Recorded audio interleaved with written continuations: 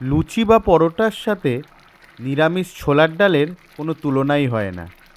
আমি শানু কুকবুকে আজকে দেখাবো নিরামিষ ছোলার ডাল। ছোলার ডাল তৈরি করার জন্য আমি প্রথমে ডালটাকে ভালো করে সেদ্ধ করে নেব। ছোলার ডালটাকে আমি ধুয়ে রেখেছি, ডালটাকে সিদ্ধ হতে দিয়ে দেব। কড়াইতে জল দিয়ে দিলাম, দিয়ে ধুয়ে রাখা ছোলার ডালটা দিয়ে দিচ্ছি সিদ্ধ হওয়ার জন্য।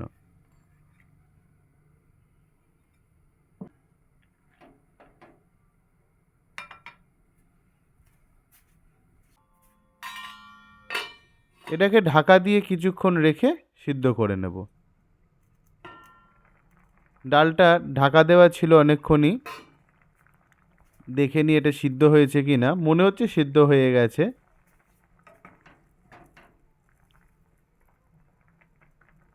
ডালটা একদম ভালো সেদ্ধ হয়ে গেছে। এই পর্যায়ে আমি ডালটাকে নামিয়ে রাখবো।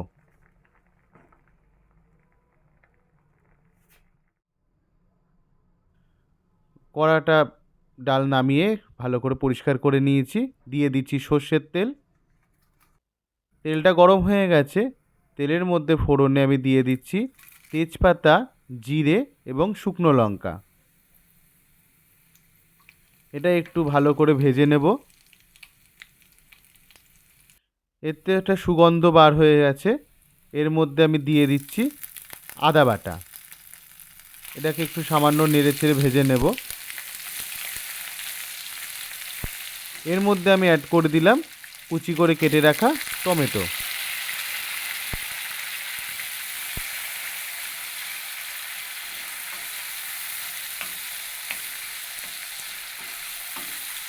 টমেটো আর আদাটাকেও বেশ কিছুক্ষণ নেড়েচেড়ে ভেজে নেব। আমি একটা টমেটো এখানে ইউজ করেছি। টমেটোটা সিদ্ধ হওয়ার জন্য এর মধ্যে আমি অল্প করে লবণ অ্যাড করে দিলাম, যাতে তাড়াতাড়ি এটা সিদ্ধ হয়ে যায়।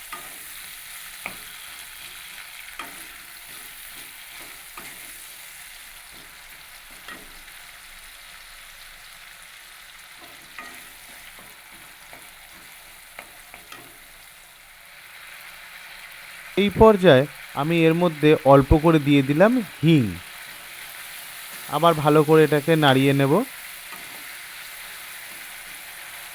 টমেটোগুলোও ভালো বেশ সিদ্ধ হয়ে গেছে। এর মধ্যে একে একে দিয়ে দেব হলুদ, ধনে গুঁড়ো,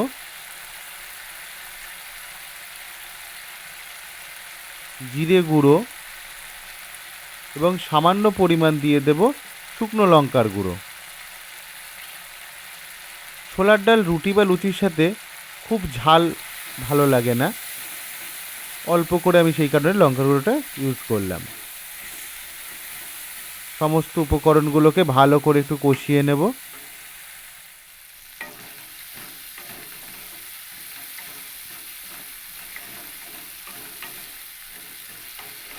মশলাগুলো ভালো কষানো হয়ে গেছে।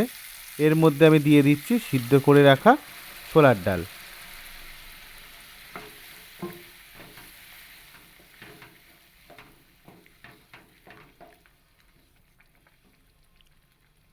প্রথমে যেহেতু আমি অল্প একটু লবণ ব্যবহার করেছিলাম, সেই ক্ষেত্রে বুঝে আরেকটু লবণ আমি এতে দিয়ে দিলাম। আর দিয়ে দিচ্ছি সামান্য পরিমাণ চিনি। এই সমস্ত উপকরণগুলোকে দিয়ে ছোলার ডালটাকে আবার কিছুক্ষণ ফুটে ওঠার জন্য রেখে দেব।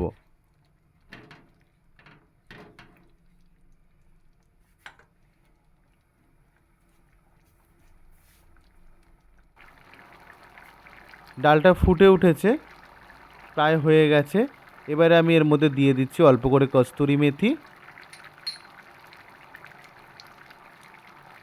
গরম মশলার গুঁড়ো আর কুচি করে কেটে রাখা ধনেপাতা। সমস্ত উপকরণগুলোকে দিয়ে আর একবার একটু নাড়িয়ে নিয়ে গরম গরম পরিবেশন করব ছোলার ডাল। রেসিপিটা কেমন লাগলো অবশ্যই আমাকে কমেন্ট করে জানাবেন। ভালো লাগলে শেয়ার করবেন নিজের পরিজনদের মধ্যে এবং আমার এই ছোট্ট চ্যানেলটাকে সাবস্ক্রাইব করে আমার এই পরিবারটাকে বড় হয়ে উঠতে সাহায্য করবেন।